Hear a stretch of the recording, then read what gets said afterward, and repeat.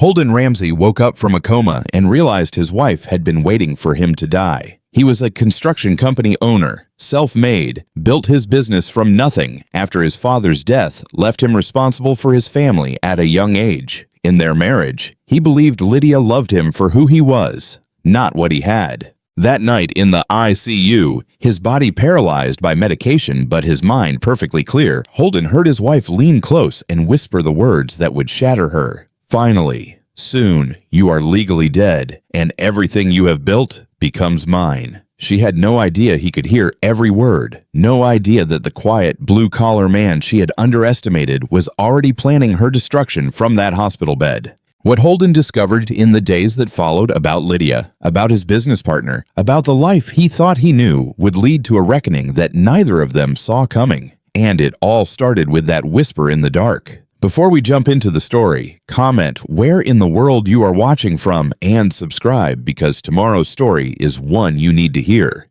Through the morning haze of downtown Charlotte, Holden Ramsey stood on the floor of his latest project, watching his crew secure steel beams with practiced precision. The spring breeze carried the familiar scents of concrete dust and metal, reminding him of days spent learning at his father's side. "Check those load-bearing connections twice," he called out to the welding team. "Better to spend an extra minute now than deal with problems later." The workers nodded respectfully. They knew Holden was not just barking orders. He had done every job on site himself over the years. His hands still carried calluses from the work that had built Ramsey Construction from the ground up. When his father's heart attack left him responsible for his younger siblings, everyone expected him to fail. But they had not understood that working construction had taught him more than just physical skills. Every building started with careful planning, attention to detail, and the patience to do things right. His phone buzzed, a text from Lydia. "Don't forget dinner with Brent and Julie tonight. Love you." Holden smiled, though something in his chest tightened slightly. In their marriage, and sometimes he still could not believe Lydia had chosen him. She had walked away from her six-figure pharmaceutical sales career, saying she was tired of corporate fakery and wanted something real. "Hey, boss." Brent Sawyer's voice carried across the skeletal floor as his business partner and best friend emerged from the service elevator. "Inspection time. Right on schedule," Holden replied, greeting Brent with their usual fist bump. "How are those material costs looking?" "Don't worry about it. I am handling everything." Brent grinned, adjusting his hard hat. "You focus on keeping us ahead of deadline." They began their final safety walkthrough, Holden noting every detail in his mental checklist. The scaffolding needed checking. Something about the setup caught his eye. He stepped closer to examine the bolts. "Careful there," Brent called out, but Holden was already moving onto the platform. The first warning was a subtle vibration under his feet. Then came the metallic shriek of shearing bolts. Holden had a split second to register that the safety cables were frayed before the world tilted sideways. Time slowed. He saw Brent's face, mouth open in a shout, heard his crew's panicked yells. The ground rushed up through stories of open air, impact, darkness, fragments of consciousness, sirens, voices, the rattling of a gurney, someone saying his name, Lydia's perfume as she leaned over him, her voice breaking perfectly. "Baby, please hold on." More darkness, beeping machines, medical terms floating past, severe trauma, swelling, medically induced coma. "The coming period is critical, Mrs. Ramsey," a doctor's voice cut through the fog. "We have stabilized him, but we will keep him sedated to allow his brain time to heal." "I understand." Lydia's voice trembled just right. "His family, his sister and brother? They are in the waiting room. We can allow brief visits once he is settled in ICU." Footsteps, Talia's familiar perfume, her lawyer's precision, even in grief. What exactly happened? Was there an equipment failure? Quinn's quieter presence. "I will check the safety logs, review the inspection records." "Please," Lydia interrupted. "Not now. Let us just pray he pulls through." More darkness, the steady rhythm of machines, night settling over the hospital, footsteps retreating as visiting hours ended. Then, in the empty ICU room, the soft click of a closing door. The whisper of expensive fabric as Lydia sat beside his bed. A pause as she checked to ensure they were alone. The brush of her hair against his face as she leaned close to his ear. Her breath warm, but her words ice cold. The soft click of the door closing echoed in the dim hospital room. Lydia's designer heels whispered across the linoleum as she settled into the chair beside Holden's bed. For a long moment, there was only the steady beeping of monitors and the hiss of oxygen. Then she leaned close, her expensive perfume filling his nostrils. Her lips brushed his ear, and the warmth of her breath carried words that shattered his world. "Finally," she whispered, voice rich with satisfaction. "Soon you are legally dead, and everything you have built becomes mine." She traced a finger down his cheek, the gentle touch making his skin crawl. "You made it so easy, Holden. So pathetically easy." Holden's mind reeled, but years of working dangerous construction sites had taught him the value of stillness. He kept his breathing steady, his face slack, while inside his thoughts raced like trapped birds. "I almost cannot believe how perfect this is," Lydia continued, settling back in her chair. "I was starting to worry I would have to arrange something myself. But then scaffolding collapse. It could not be better if I had planned it." She laughed softly. "Though I have to admit, watching you build that little empire of yours, being so careful, so methodical, God, it was boring. Playing the adoring wife who just wanted something real and authentic, I deserve an Oscar for that performance." Every word hit Holden like a physical blow, but he remained motionless. The doctors had explained to everyone that coma patients could often hear, that family should speak to them, but Lydia had been too busy making calls to listen. Or maybe she just had not cared. Her phone buzzed. She stood, heels clicking toward the door. Through the opening, Holden heard her voice drop to a sultry purr. "Hey, baby." "No, I am alone with him. The doctors say we will need to make some difficult decisions soon. I know. It is so hard." Her voice dripped with fake emotion. "But we knew this might happen. Yes, everything is in place. The insurance, the business. Do not worry. By this time next week, it will all be ours." Holden focused on keeping his breathing steady as rage and betrayal threatened to overwhelm him. He wanted to scream, to confront her, but the combination of medication and swelling left him trapped in his own body. Besides, years of construction work had taught him that acting without proper assessment got people killed. Lydia returned, humming softly. She adjusted his pillow with disturbing gentleness, like a spider tending to wrapped prey. "Sweet dreams, darling," she whispered, pressing a kiss to his forehead. "Just a short while, and everything you worked so hard for will have a new owner." Her fingertips traced his jaw. "You know, in a way, I did love you, like you would love a lottery jackpot." The door clicked shut behind her.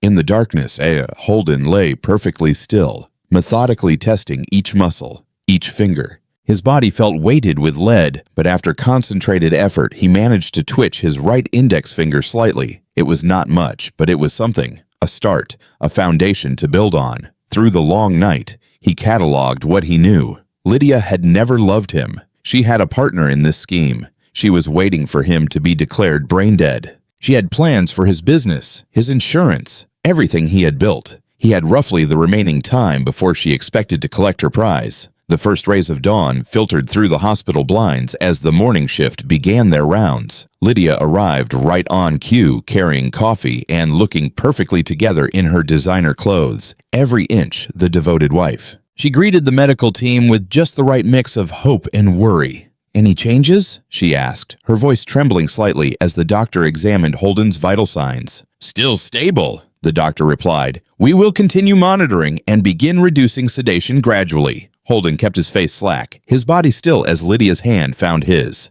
Her fingers were warm, but all he felt was ice. "I am here, baby," she said for the benefit of the medical team. "I am not going anywhere." For once, Holden knew she was telling the absolute truth. She would not leave, not until she was sure he was dead. The morning sun cast harsh fluorescent shadows across the ICU room as Lydia cornered Holden's lead physician near the nurse's station. Her designer suit and perfect makeup created a stark contrast against the sterile hospital environment. "Dr. Bennett, I need to understand what we are facing," Lydia said, her voice carefully modulated to convey concern. "When do we need to start thinking about difficult decisions?" Dr. Bennett glanced at her tablet. "Mrs. Ramsey, your husband's condition is stable. While the coma was medically induced to reduce swelling, we will begin." "But what about brain death protocols?" Lydia interrupted, her fingers tightening on her leather handbag. "I have been researching, and after the critical period." From his bed, Holden listened intently, keeping his breathing measured and steady. Every word felt like another nail in the coffin she was building for him. That is a premature concern, Dr. Bennett replied firmly. We have clear signs of brain activity. Lydia's heels clicked against the floor as she shifted stance. But if there is no improvement by tomorrow, Bennett said, closing her tablet. Focus on positive thoughts, Mrs. Ramsey. After the doctor left, Lydia pulled out her phone, moving to the far corner of the room. Holden strained to hear, maintaining his facade of unconsciousness. Baby? Her voice dropped to an intimate whisper that made Holden's stomach turn. No.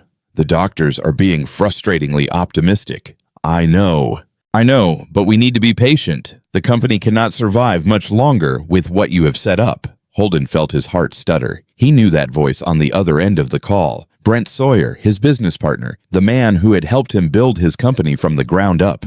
The false vendor accounts are perfect, Brent continued, his voice carrying faintly through the phone. Nobody has noticed the overcharges. Between that and the diverted contracts, it looks like the company is bleeding money. Once he is gone, nobody will question me stepping in to save it. You are brilliant, Lydia purred. I knew you were the perfect partner the moment I saw you at that company barbecue. Holden never suspected a thing about us.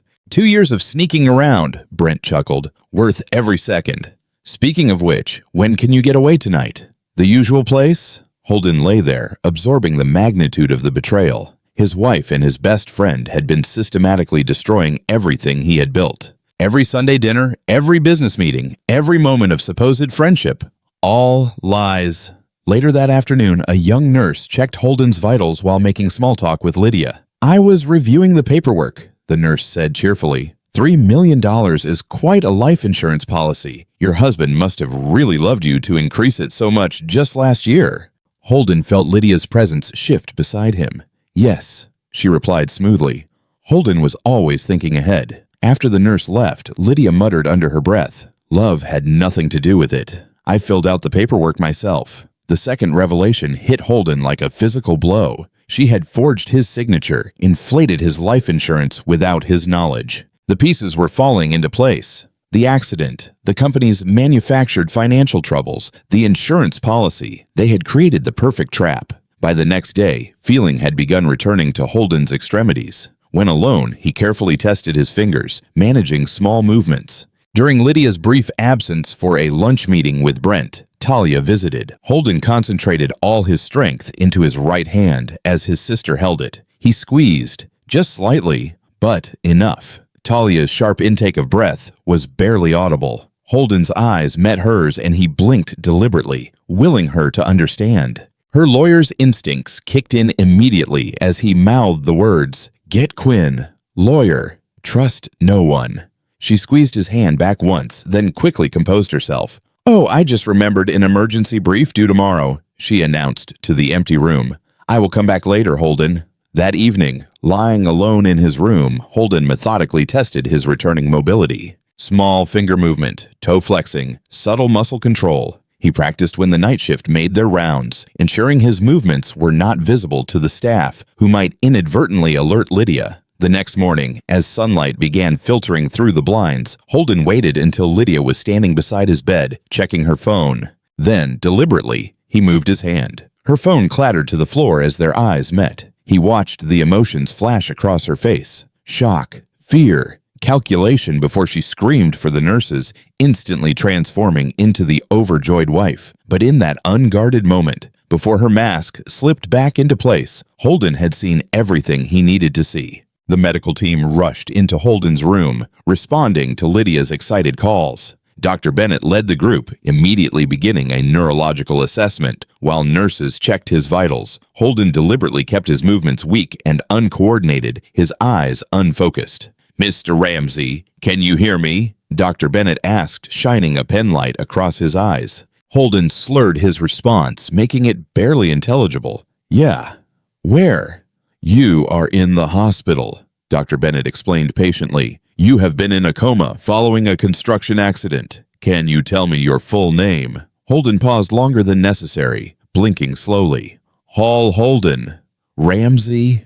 He made it sound like a question, watching Lydia's relieved smile from the corner of his eye. She touched his arm gently, her fingers cold against his skin. "That is right, baby," she cooed. "You are doing so well." The medical team conducted a series of basic cognitive tests. Holden carefully failed most of them, counting backward from 20, but stumbling after 16, identifying simple shapes but claiming a triangle was a square, showing confusion about the current president. All the while, his mind remained sharp, recording every reaction, every exchanged glance. This level of confusion is normal after a coma, Dr. Bennett assured Lydia. The fact that he is responsive at all is remarkable. We will need to run more comprehensive tests. Throughout the day, various specialists cycled through his room. Speech therapists, neurologists, physical therapists, each one expressing surprise at his rapid physical recovery while noting concern about his apparent cognitive delays. Holden maintained his performance, trembling when trying to hold a cup, fumbling with simple tasks. Lydia rarely left his side, intercepting questions and controlling the flow of information. When nurses mentioned calling family, she quickly intervened. "Let us wait until he is more stable," she suggested smoothly. "Too many visitors might overwhelm him right now. He needs rest and quiet." As evening approached, the hospital settled into its night routine. Lydia had just finished speaking with the night nurse about Holden's medication schedule when he spoke up, his voice weak but clear enough to be heard. "Lydia, can we talk alone?" She smiled warmly at the nurse. "Of course, baby. Could you give us a moment?" The nurse nodded and left, closing the door behind her. Lydia settled into the chair beside Holden's bed, reaching for his hand. He waited until her fingers touched his before speaking again, this time in his normal voice, clear and steady. "I heard everything, Lydia. Every single word. The transformation was instant." Her warm smile vanished, replaced by something cold and calculating. Her fingers withdrew from his hand as she straightened in her chair, assessing him with predatory focus. "Prove it," she said quietly, her voice carrying none of its previous tenderness. "You are recovering from a traumatic brain injury. You are on heavy medications." Her lips curved into a cruel smile. "You are confused, disoriented. That is what everyone will believe." She stood slowly, smoothing her designer dress with manicured hands. Leaning close to his face, she dropped her voice to a whisper. "And if you keep recovering, well, accidents happen, especially to construction workers." Her breath was warm against his ear. "You are not the first, Holden, and you will not be the last." Holden kept his face neutral, watching as she straightened up and collected her purse. She walked to the door with unhurried confidence, her heels clicking against the linoleum floor. Before leaving, she turned back with a perfect impression of wifely concern. "Get some rest, baby. I will be back first thing tomorrow." The door closed behind her with a soft click. Through the window, Holden could see her face, still wearing that cold, calculating expression, before she remembered to adjust her mask for the nurse's station. He knew Quinn would find that security footage, capturing the moment her true nature showed through. Waiting until he was certain she had left the floor, Holden carefully reached for his phone on the bedside table. Lydia had left it there, assuming his confusion was real, never imagining he could operate it. His fingers moved swiftly across the screen as he composed a text to both Quinn and Talia. Code red. "She threatened me. Gather the team. Tomorrow." Talia arrived early the next morning, her professional briefcase contrasting with her casual visitor's attire. She paused at the nurse's station, playing the part of the concerned sister perfectly. "How is he doing today?" she asked, her voice carrying just the right amount of worry. "Much more alert," the nurse replied. Though still quite confused, Mrs. Ramsey just left to get breakfast. Perfect timing. Talia nodded gratefully and headed to Holden's room. Once inside, she closed the door and pulled the visitor's chair close to his bed, positioning her briefcase on her lap. To anyone watching through the window, she appeared to be sharing family photos from the folder she withdrew. Instead, she activated a small digital recorder hidden between the papers. "Tell me everything," she whispered, maintaining a gentle smile for anyone passing by. "Start from the moment you first became conscious." Holden kept his voice low but clear, recounting every detail while appearing to react to fictional family photos. He described Lydia's whispered confession, her cold satisfaction at counting down the days until his death, the revelation of her affair with Brent, the insurance policy. He murmured, "A nurse mentioned it. $3 million. Lydia admitted to forging my signature." Talia's hands tightened on the folder, but her face remained carefully composed. "I never trusted her," she said softly. "Something always felt rehearsed." She began outlining their strategy, speaking between pretend reminiscences about old photographs. "I am requesting all medical records and visitor logs first thing. The insurance policy changes will need careful investigation. We will need to prove the forgery." Holden nodded slightly, then added, "She is planning something legal. I heard her mention paperwork."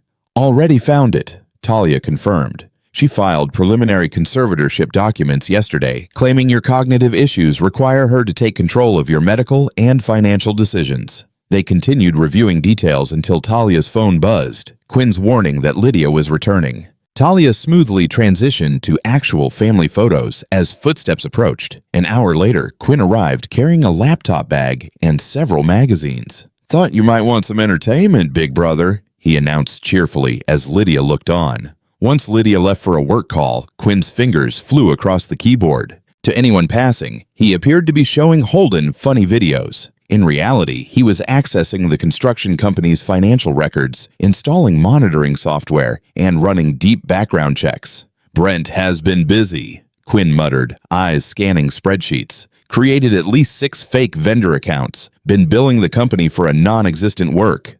His jaw tightened. Total so far, $427,000 in fraudulent charges. Started exactly after meeting Lydia at that company barbecue. Holden absorbed this, keeping his face neutral. "What about her?" Quinn's typing intensified. "That is where it gets interesting. Lydia Bennett does not exist before several years ago, but Lydia Langford." He turned the screen slightly. Holden stared at the photo of a familiar face with different hair, different makeup, but unmistakably Lydia. The article headline read, "Atlanta Developer's Death Raises Questions." "Victor Langford," Quinn explained quietly.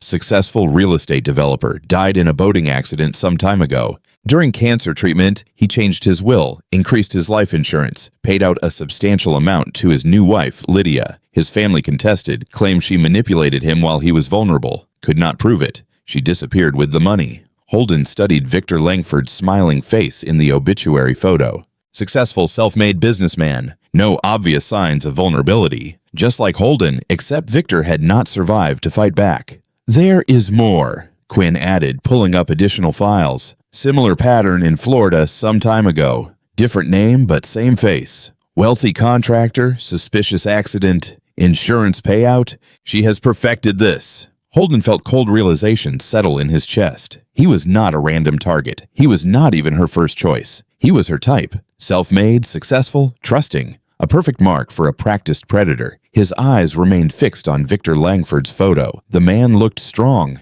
capable, completely unaware he was smiling next to his future killer. "I am not the first," Holden said quietly. "I will not be the last unless I stop her." Irene stood in the hospital doorway, a vibrant arrangement of flowers masking her sharp, assessing gaze. She had known Holden since he was young, watched him grow from his father's shadow, following son, to a man who had built something remarkable. Now, seeing him lying there, her heart clenched, but there was steel in her spine. "Those construction boys of yours sent these," she said loudly for the benefit of anyone passing. "They missed their boss something fierce." Once the door closed, her gentle demeanor shifted to businesslike efficiency. She had worked with Holden's father for many years before his death, then stayed to help him keep the company alive. She knew every detail of the business, every contract, every vendor relationship. "Tell me everything," she said quietly, setting the flowers aside. Holden spoke in low tones, sharing the betrayals he had uncovered. Irene's face hardened with each revelation. When he finished, she nodded once, decisively. "That explains the irregularities I have been noticing," she said. "Brent has been pushing paperwork through faster than usual, claiming it is to help while you are here." Her lips tightened. "I will find every penny he has stolen." In the days that followed, Irene became Holden's eyes and ears at the office. She arrived early each morning, reviewing years of financial records with new scrutiny. She traced vendor payments, cross-referenced contracts, and carefully documented everything she found. The evidence mounted quickly. Some time ago, Brent had begun creating false vendor accounts shortly after meeting Lydia at the company's summer barbecue. Small charges at first, testing the waters, then larger amounts as his confidence grew. Irene found copies of checks with forged signatures, inflated material costs, and phantom labor charges. "He has been bleeding the company slowly," Irene reported during another flower delivery, making it look like normal business struggles, but it adds up, over a substantial amount so far. she discovered emails between Brent and various contractors, subtly undermining Holden's reputation, suggesting the company was in trouble, that Holden was losing his grip, positioning Brent as the reasonable voice of stability. "They are setting it up," Irene explained, making it look like the company needs saving. "Brent has been telling people you have been distracted, making bad decisions. When Lydia sells your shares after your death, Brent will swoop in as the hero who saves everyone's jobs." Holden maintained his performance of weakness, letting his hands shake when holding water cups, slurring words when doctors visited, appearing emotionally fragile and confused. Lydia bought it completely, growing more confident with each display of his vulnerability. Quinn visited daily, ostensibly helping Holden with entertainment and communication. In reality, he was installing surveillance software and monitoring communications. His most crucial addition was a sophisticated recording app on Holden's phone. The recordings proved devastating. One evening, thinking Holden was sleeping, Lydia spoke to Brent in the hallway just outside his room. "He is still not signing the power of attorney," she said, frustration evident. "We need to move faster. What if he keeps refusing?" Brent asked. "Then we help him along," Lydia replied coldly. "Brain injury patients have accidents all the time. A fall, a medication error. Who would question it, especially with his history of confusion since the accident?" "You are sure about this?" Brent sounded nervous. "I have done this before, baby. Trust me." The recording captured every word. Conspiracy to commit murder. Sure, clear as day. By the end of the period, Holden had assembled an ironclad case. Irene's financial investigation provided proof of years of systematic fraud. Quinn's technical expertise uncovered Lydia's previous identities and suspicious history. The hospital's security footage showed her mask dropping when she thought no one was watching. The recordings captured her threats and plans. Most importantly, they had witnesses, doctors, nurses, Irene, even some of Brent's own contractors, all ready to testify about suspicious patterns and concerning statements. Holden kept playing weak, letting Lydia and Brent believe they were closing in on victory. He watched them grow bolder, more careless, more revealing with each passing day. They never suspected that every word, every action, every plan was being meticulously documented and added to the evidence pile. During Irene's final visit that week, she placed fresh flowers beside his bed and squeezed his hand. "Everything is ready at the office," she whispered. "Every document, every record, every proof of what they have done. You just say the word." Holden nodded slightly, then picked up his phone. His fingers moved slowly, deliberately, as he typed a message to his team. "Everything is ready. Now we wait for her next move." Sometime into Holden's hospital stay, Lydia's perfectly manicured hand pushed open the door. Behind her confident stride came Brent Sawyer, his business partner's familiar bulk filling the doorframe. The fluorescent lights caught the sheen of nervous sweat on Brent's forehead, despite his attempted casual demeanor. "Look who came to visit, baby," Lydia announced brightly. "Brent has been so worried about you." Holden kept his movements deliberately slow and shaky as he adjusted himself in the bed. He had perfected the art of appearing weak, slightly unfocused eyes, occasional tremors in his hands, voice pitched just uncertain enough to concern without alarming.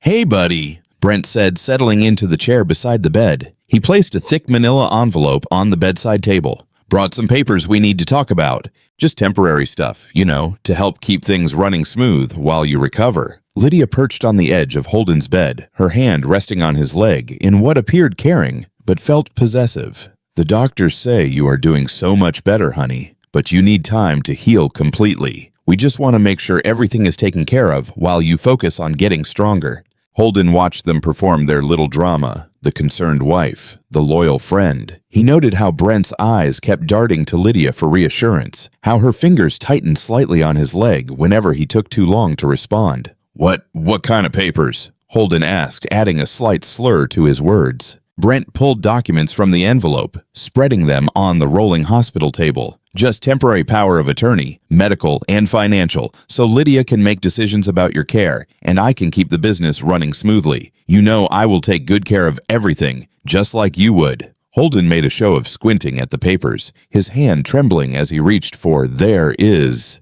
a lot here." "Do not strain yourself, baby," Lydia soothed, shooting Brent a quick look. "We can go through it slowly." The important thing is making sure you are protected while you recover."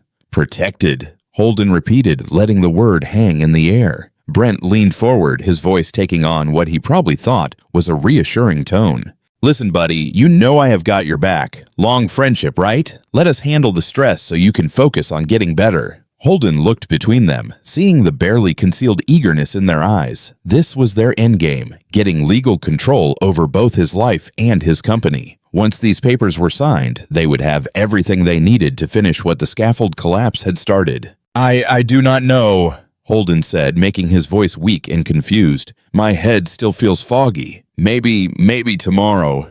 The flash of frustration across Lydia's face disappeared so quickly most people would have missed it, but Holden had spent their marriage studying her expressions, learning to read the truth behind her masks. "Of course, honey," she said smoothly, gathering the papers. "No rush. We want you comfortable with everything. Take all the time you need, man," Brent added, standing up. "I will keep things running at the office. Do not worry about a thing." They left, satisfied, confident their prey was within reach. As soon as they were gone, Holden pressed the call button Quinn had modified, a signal that triggered an alert on his brother's phone. Within minutes, Quinn slipped into the room, laptop under his arm. "Got something you need to see," he said quietly, setting up the computer. "Managed to recover some deleted texts between them." Holden read through the messages, his jaw tightening. The exchanges were explicit. Lydia and Brent discussing whether they needed to help Holden along if he proved resistant signing. Lydia's clinical discussion of how easily brain injury patients could have accidents. Brent's nervous but willing responses. Later that afternoon, Holden's doctor announced he was ready for discharge pending outpatient physical therapy. Lydia immediately launched into preparations, talking about making the house comfortable, scheduling home care visits. "I will stop by regularly," Brent promised. "Help keep you updated on the business. No pressure about those papers. Whenever you are ready." That night, after Lydia left to prepare the house, Holden's team assembled in his hospital room. Talia with her legal pad, Quinn with his laptop, Irene with her meticulous notes. They spent hours reviewing every detail of their counter strategy, coordinating with the detectives who had been building their case from the evidence they had gathered. "Everything is in position," Talia confirmed, reviewing her checklist. "The warrants are ready. We just need your signal once you are home." "She thinks she is taking me home to finish this," Holden said, his voice strong and clear. "She has no idea she is walking into her own trap." The next morning, Holden signed his discharge papers with exaggerated care, maintaining his performance of weakness. Lydia beamed at the nurses as she wheeled him toward the exit. Brent waited in the parking lot, waving as they approached. "Just a short while, baby," Lydia whispered, her hand squeezing his shoulder. Holden smiled up at her. "Just a short while." Holden gripped the wheelchair's armrests as Lydia pushed him through their front door. Their two-story craftsman home, once his sanctuary, now felt like enemy territory. Every familiar sight carried new shadows. The family photos on the walls were performances. The comfortable furniture held hidden dangers. Even the afternoon light through the windows seemed darker. "Home sweet home," Lydia chirped, wheeling him into the living room. "I have set everything up perfectly, baby. The guest room downstairs is all ready, so you will not have to deal with stairs." Holden noted how she had rearranged things. His favorite reading chair moved away from the window. The side table with the family phone now closer to her preferred spot on the couch. Small changes that gave her better control of the space. "Thank you," he mumbled, maintaining his weak, slightly confused demeanor. "I am tired." "Of course you are, sweetheart." Lydia's hand squeezed his shoulder. "Let us get you settled." The following period became an elaborate dance of deception. Lydia played the perfect caregiver, helping him to bed, bringing carefully prepared meals, managing his medication schedule. Holden palmed every pill she gave him, disposing of them when she was not looking. He had learned from Quinn's research that several common medications could become lethal in combination. He trusted nothing from her hands now. Brent visited frequently, his concerned friend act almost convincing, except for the eager gleam in his eyes whenever business matters came up. Each time, Holden would appear to struggle with concentration, claiming fatigue or confusion when pressed about signing documents. "No rush, buddy," Brent would say, exchanging meaningful glances with Lydia. "We have got everything under control." Through it all, Holden observed, he noticed how Lydia's phone never left her hand, constantly buzzing with messages. Quinn's monitoring confirmed she and Brent texted constantly, growing increasingly impatient about the delay in getting Holden's signature on their papers. Their messages became more urgent, more explicit about their timeline. On the second evening, Holden overheard Lydia in the kitchen speaking quietly on the phone. He is still resistant. Maybe we need to adjust his pain medication, help him think more clearly about what is best for everyone. Holden recognized the threat in her words. The next morning, he made his move. I have been thinking, he told Lydia over breakfast, his voice deliberately weak.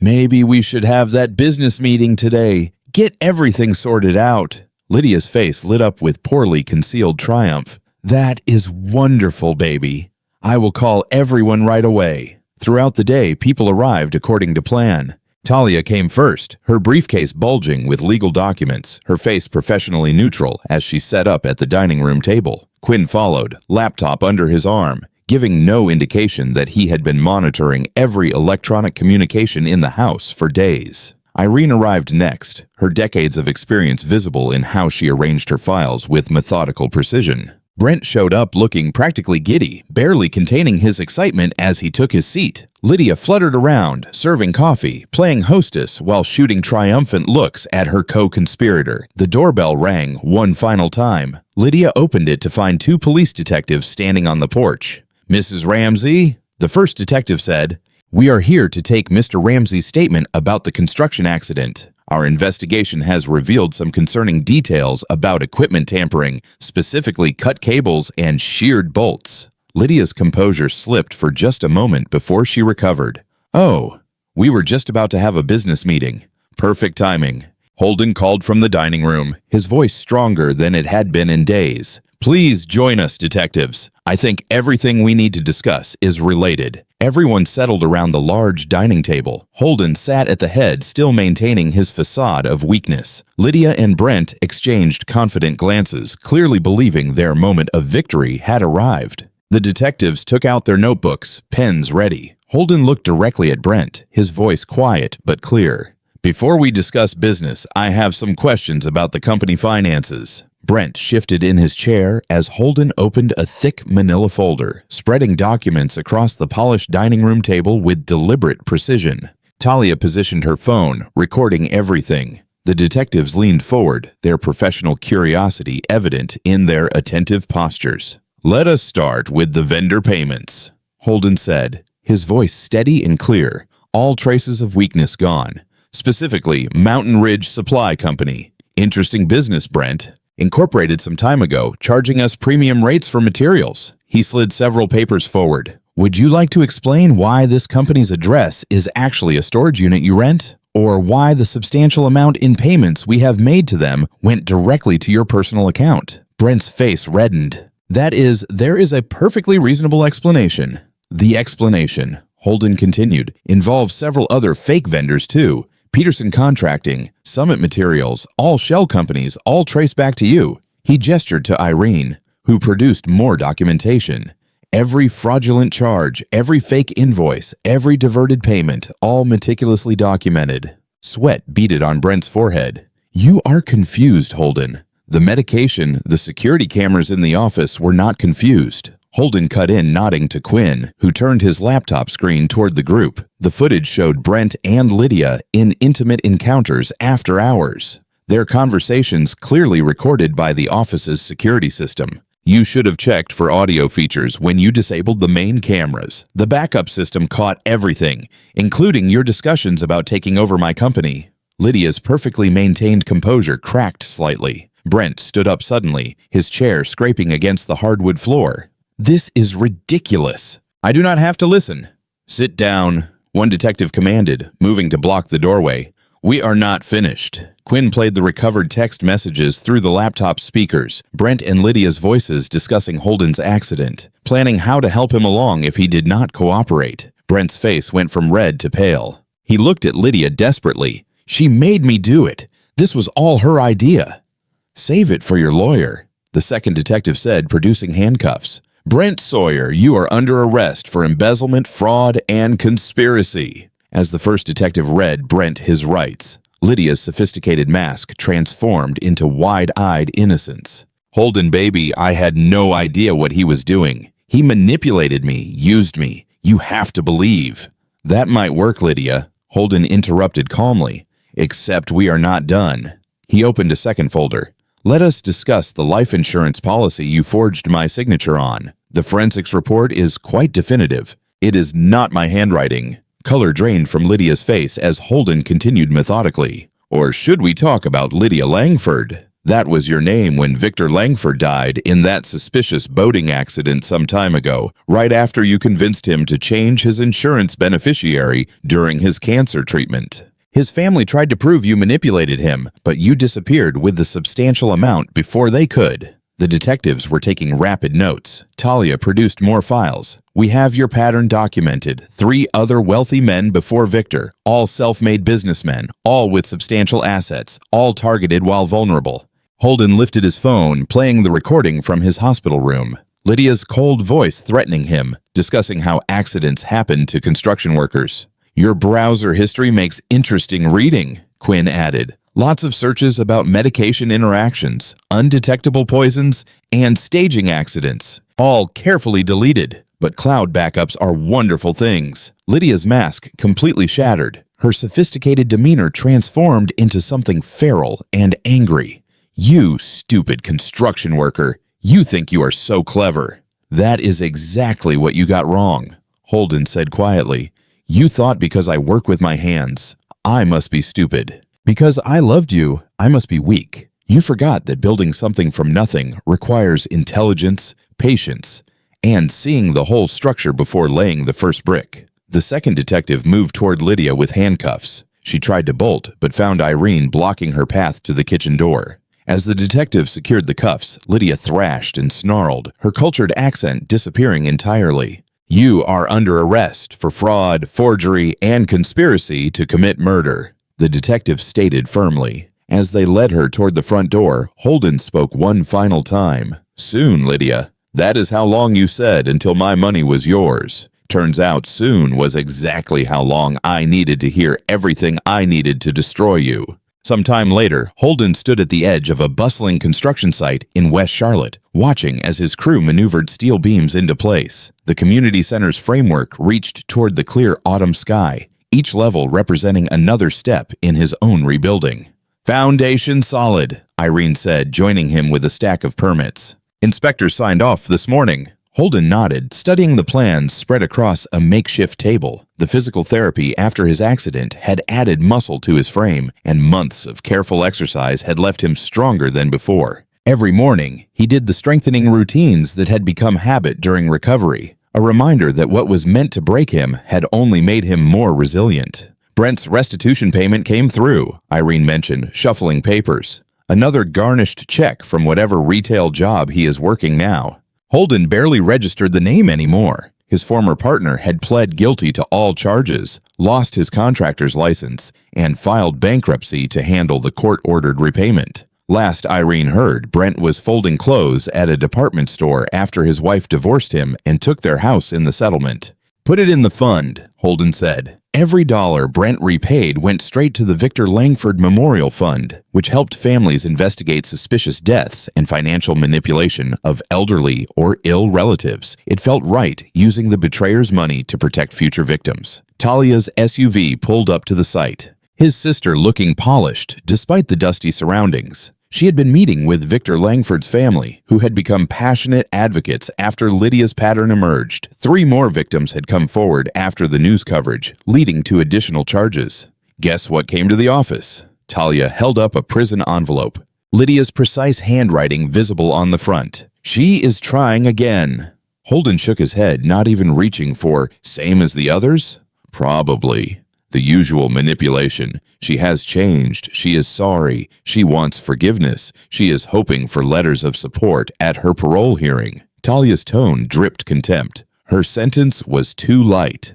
"File it with the others," Holden said. "Evidence of continued manipulation attempts. The parole board should find it interesting when her time comes." Quinn's car pulled in next to Talia's. Sunday dinner planning had become a family tradition, though they had moved it to lunch to accommodate his brother's software company schedule. They joked about being Holden's board of advisors for life decisions, but the truth was the betrayal had strengthened their bonds. "Got another family requesting help," Quinn said, joining them. Similar pattern to Victor's case. Elderly contractor, sudden marriage to a much younger woman, suspicious accident 3 months after she convinced him to change his will. Holden nodded. Set up a meeting. We will pull in the investigator who helped crack Lydia's pattern. The fund had already helped 3 families get justice using the expertise they had developed tracking Lydia's previous identities and financial manipulation. Victor's children were active participants, turning their pain into purpose. A foreman called Holden over to check some measurements. He moved with easy confidence through the site, reviewing angles and connections with the expertise that Lydia had mistaken for simplicity. His company had not just survived, but thrived. The story of an owner who fought back against murderous fraud had brought publicity and contracts. "Looking good, Mr. Ramsey," one of the younger workers said, gesturing at the rising framework. Holden had made a point of hiring from the neighborhood, creating job training programs alongside the community center construction. "It is getting there," Holden agreed, watching steel beams connect perfectly into a structure that would last generations.